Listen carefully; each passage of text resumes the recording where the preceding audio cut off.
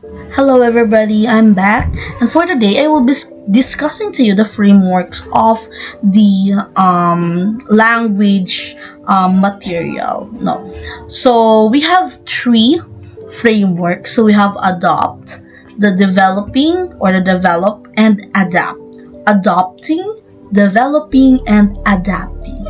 So we all know now that adopting and adapting is very much different, not because of this just the spelling itself, but of course their function. So let's see what is the definition of the adopting. So according to the definition, so any course book or business textbook can be utilized as adoption material. So it says here that any textbooks and business materials can be utilized. So what do we mean by utilize? Utilizing is something that you are going to do. You are maximizing the information. You are making revisions. It depends on what the learners are capable of, their knowledge, the capacity. If you are teaching, for example, a grade 2 student of grades 2 students, of course you will be utilizing a material that is suited for a capacity of a grade 2 student. So one example of a textbook or maybe a literature. So this is a magazine. So this is a BBGP magazine. Okay, this is one example of textbook. This is a business textbook. So let's read again. So yet employing a textbook calls for evaluation to choose the material most suited to the course goals and objectives, as well as the students' linguistic abilities and learning preferences. So, as I said earlier, if you are, for example, teaching a grade 2 students, of course, their capabilities, their linguistic knowledge are very much different from a grade 6, a grade 11, and a grade 12. They are in the first steps in developing their brains, their cognitive abilities, and that is why you must and always remember that choosing a textbook to be adapted is much suited for your learners. Okay, so for example, again, this magazine. So what are the things that I can adopt in this magazine? Of course, the format. I can adopt the format. I can use it as my own. I can make some changes in the contents of this magazine, but for example, the cover stories in page 20, I can use the cover story that is of course suited for my learners, depending on what level I will be teaching. The movie reviews, it must be well suited for the objectives of our lesson. So that is for the adopting.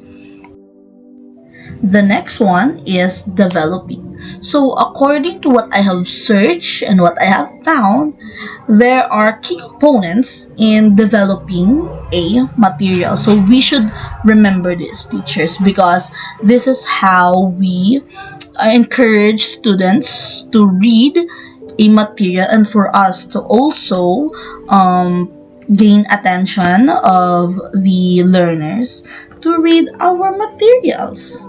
So according to the table or according to the PPT, so number 1 is for us to gain attention or to catch the attention of the learners. So why is it important? So learners are sometimes hindi may iwasan, no, na mayroong distractions everywhere, no? Hindi naman natin maiwasan yan mapa online class or mapa face to face, no?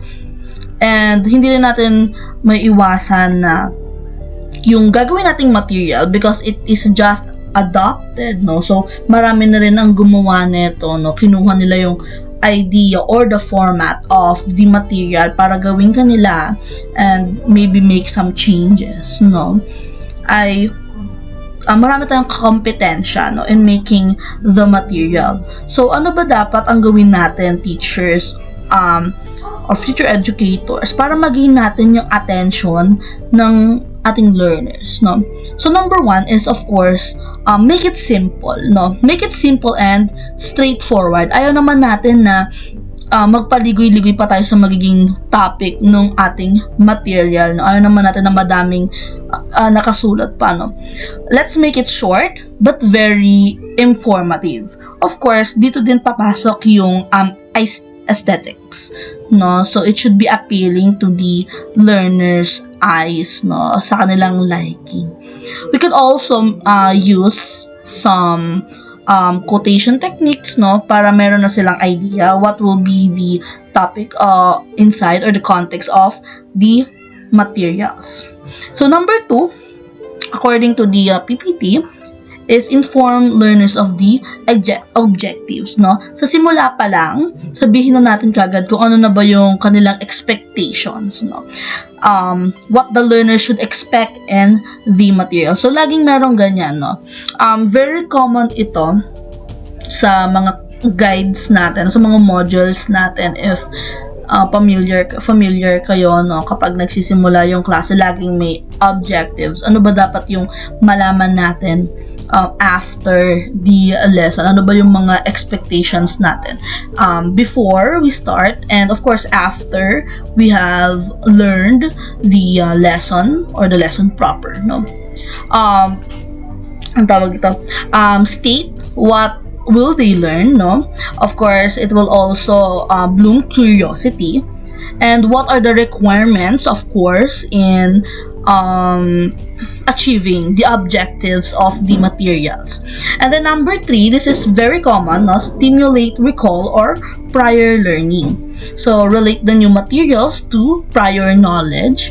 So lagi itong sinasabi ng mga teachers natin, no? Have you remember this topic? Have you remember this lesson? No? It's very important, kasi ini-stimulate natin yung brain ng ating mga learners into thinking na, is this connected or is this a correlation in the previous topics, no? And why and how this topic is very important in the future subjects, no? So sabi nga nila, no, sa math, di ba? Sabi nila pare-pareho lang naman yung math, dugsong-dugsong lang yan, nag-step up yung level nito. So para siyang ganon yung gusto nating iparating sa ating mga learners, no? So ano bang dapat natin naman gawin para ma-recall yung mga yung prior knowledge nila before discussing the topic that you are going to put on the material? So we can make activities, no? Maliliit na activities lang, no? Parang the something that is in related to the topic. For example, sa el filibusterismo or sa no limit angere and el filibusterismo, pwede nating magamit yon.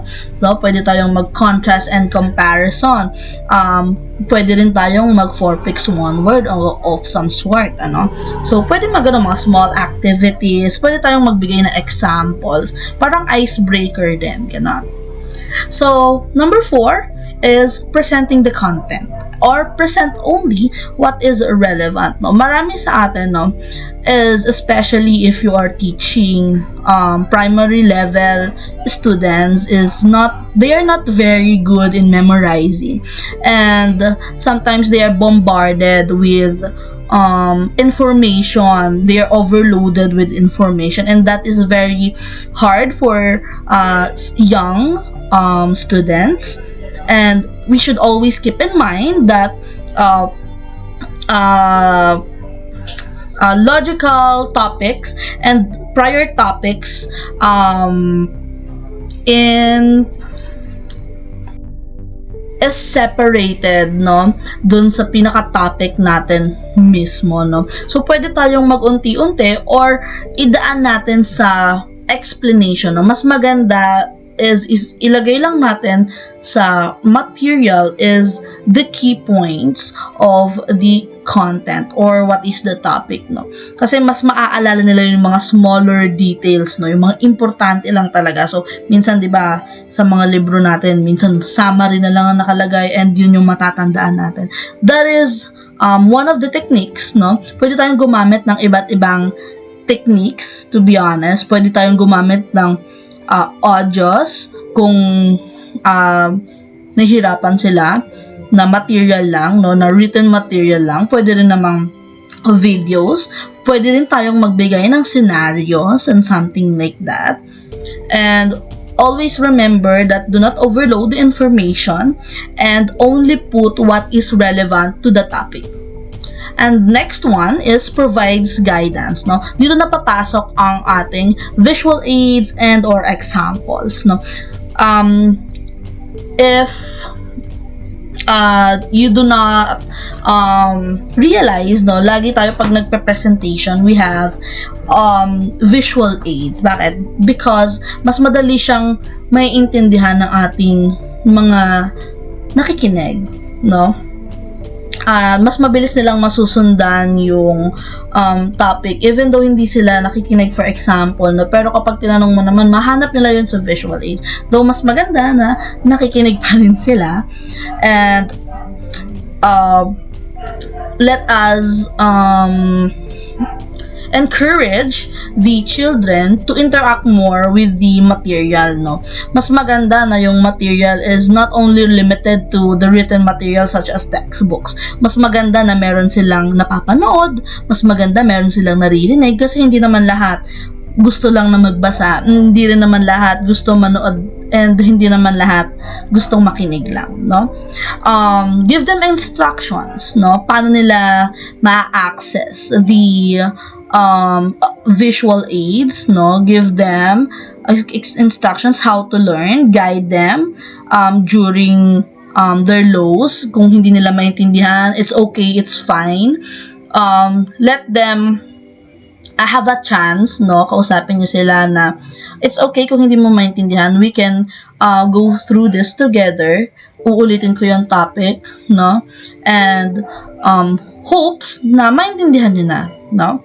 And then after that, the next one is elicit performance. Give them time to learn or to practice what they have learned, no. Dito din papasok yung scenario, which is magtatanong ang student, why should we learn this, no? Why should we learn this material? Why should we use this material? And the always answer of the teacher is ma-apply nyo rin yan in the future, no, sa araw-araw nating buhay. Though sometimes, let's be honest, it is not.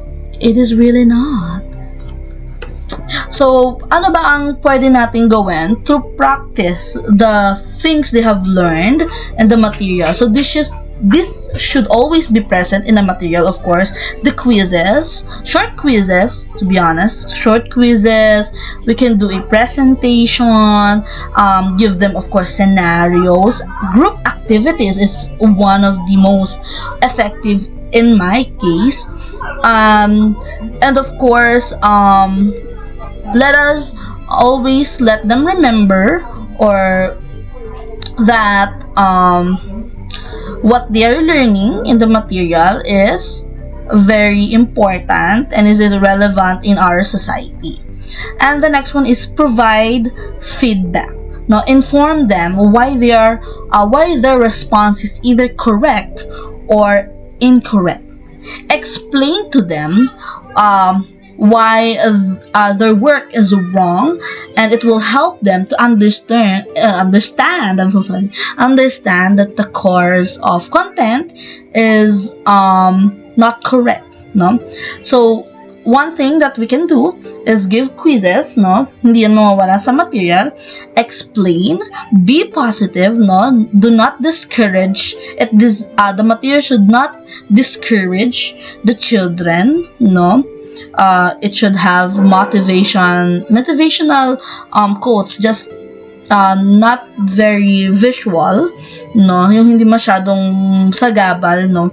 Dun sa mismong material, no? And of course, ipaalam natin kung ano yung tamang sagot. Kumbaga, bakit mali ito? Ano bang tamang sagot? Explain to them why they are wrong and show them that this is the correct answer. Do not leave them into confusion, no? Dahil mas maguguluhan sila. And then the 8th step is evaluation or assessing their performance. So, dito pumapasok naman, kung familiar kayo nung junior high and senior high school, I think ginagawa din to ng elementary, yung mga assessment, no? Meron tayong pre-assessment, post-assessment. I think this is the summative test, yan, yung mga pre-test, yung mga pre-assessment nga, tapos post-test evaluations, things like that, no? We should always check what are their prior knowledge, katulad nung sinabi din dyan sa number 3. Then, habang after ng lesson, ng content, we should check if they have learned something. And then the 9th one is the enhance the retention of transfer or the application of the knowledge na. Dito na mag-a-apply yung reflections, no? Lagi tayong pinapagawa after every thing that we have done. For example, yung kay Ma'am Glenn, nung nagturo ng bilingualism, multilingualism, we have made a short reflection of what we have learned. It gave us an outline on how multilingualism is important in our society, and materials should also have something like reflections and things like that. So the next one is the adapting, no? So, sabi dyan sa definition, so while customizing materials, it is important to consider the course objective. So, never forget why you have done these materials, what are the problems we need to solve, yeah? And we should also consider the learner's environment, the learner's capabilities, what are the issues of the students that we need to solve. And of course, before adapting certain materials that you have adopted, no, we should evaluate or assess the chosen materials, no. We should always revise we should revise the format, and we should choose what is most suited in our learners' capabilities. No, their potential must always be maximized. No, we should let's modify materials so that it can be of use in maximizing the capabilities of our students. So there are 4 criteria in adapting materials. So this is called the 4C. So number 1, the first C is culture. Is the content appropriate to the group, or does it promote global or intercultural understandings? No. So, sometimes, meron tayong mga natuturo na yung, kumbaga, out na in our control. We should always